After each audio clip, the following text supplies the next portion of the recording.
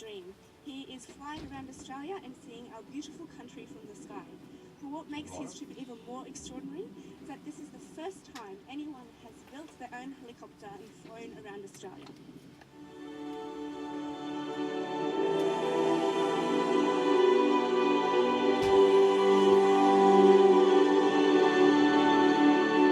Now, Shmi, what started off your interest in helicopters? I've always had a dream all my life to fly helicopters, so it was always one of those little equations, but the actual cost factor of flying one and owning one is rather huge. So there's 6 years in the planning of everything. I started with the helicopter first, obviously, and because it's a home-built helicopter, I had to get the helicopter completed, then test flight myself, get it in the air, and then, as they would say, get all the bugs out of it and make sure it's flying perfect. The kit comes from the States. It's a Rotaway 162F helicopter. It's actually a 2006 kit. I bought it. So as you can see, it started right back then, and it took me approximately, I did work flat out on it, building it. It took me approximately about 3 to 4 months to build.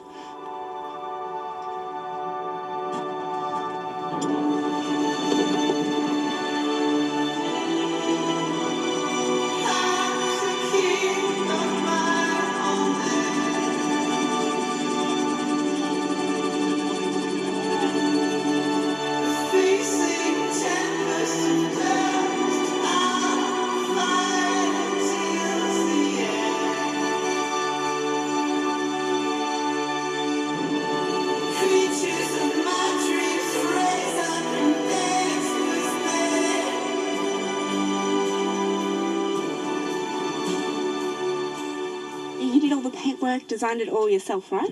Everything from the ground up, yeah, did the lot. And not only do you actually build it, but then you have to actually design it the way you want. It's under the experimental category, so it actually allows the builder, which is myself, to maintain the aircraft and change stuff and do all the maintenance on it yourself. So before you even built it, did you have to have a license? What sort of requirements do you need?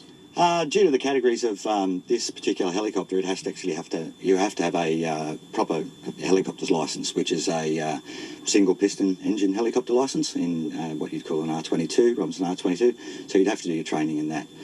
So how long is the training? You're looking about 60 hours of flight training with an instructor in a helicopter. It takes you, it can probably take you up to about a year to get your license. So it's a fairly intense thing. The actual hardest thing I've ever had to learn to do. You're looking at approximately roughly about $500 an hour to do your training with an instructor. So you sort of got to have about a $40,000 bank account before you start thinking about doing your flight training. Okay, so where do you plan to head off to after Perth?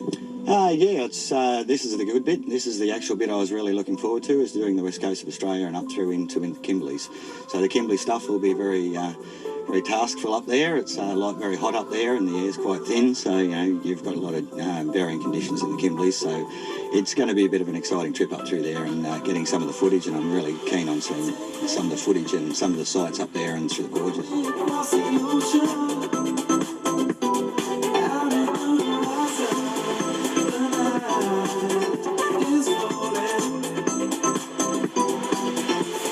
This is Jacinta Dickens reporting for Undercurrents.